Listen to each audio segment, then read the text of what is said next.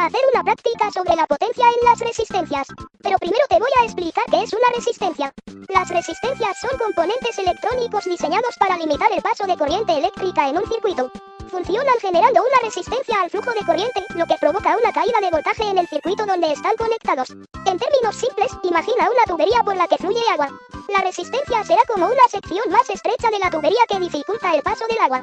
De manera similar, las resistencias reducen el flujo de corriente eléctrica. Ahora la potencia en las resistencias es la cantidad de energía que pueden disipar o manejar sin dañarse. Se mide en watts. Esta potencia es importante porque cuánto calor indica puede soportar la resistencia antes de que se deteriore. Por ejemplo, las resistencias de alta potencia pueden disipar más calor sin problemas, mientras que las de baja potencia se pueden dañar si se les aplica demasiada corriente. Para nuestra práctica vamos a usar resistencias de medio watt y nos estaremos apoyando de una fuente de voltaje.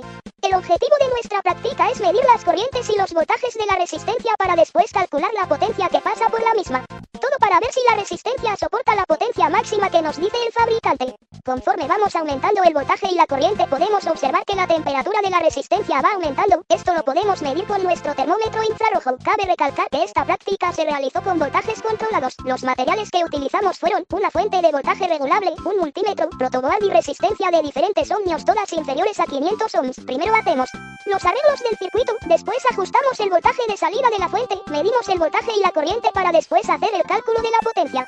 Para después ir aumentando el voltaje y así llegar al límite de potencia que soporta la resistencia.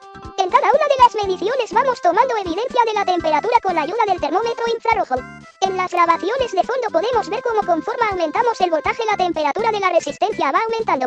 Y ahora lo que todos estaban esperando, ¿qué sucede si una resistencia supera ese límite de potencia? Si una resistencia supera su límite de potencia, se calienta en exceso y puede sufrir varios problemas, tales como sobrecalentamiento. La resistencia se calienta más de lo que puede disipar de manera segura, lo que puede dañar sus materiales internos. Daño permanente, el calor excesivo puede quemar el recubrimiento o los componentes internos, haciendo que la resistencia pierda su valor resistivo o incluso que se abra, deje de conducir corriente.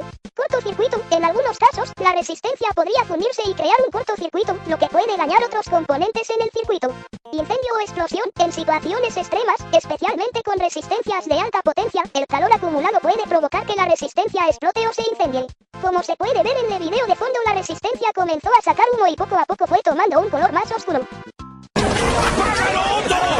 ¡Apágalo! ¡Se estabilizará! ¡Está bajo control! Como podemos observar, la temperatura de la resistencia superaba los 100 grados Celsius, los cuales eran suficientes para encender un pedazo de papel. Bueno, y eso es todo. Ahora saben que antes de conectar su circuito deben hacer los cálculos y mediciones necesarias para evitar quemar un componente.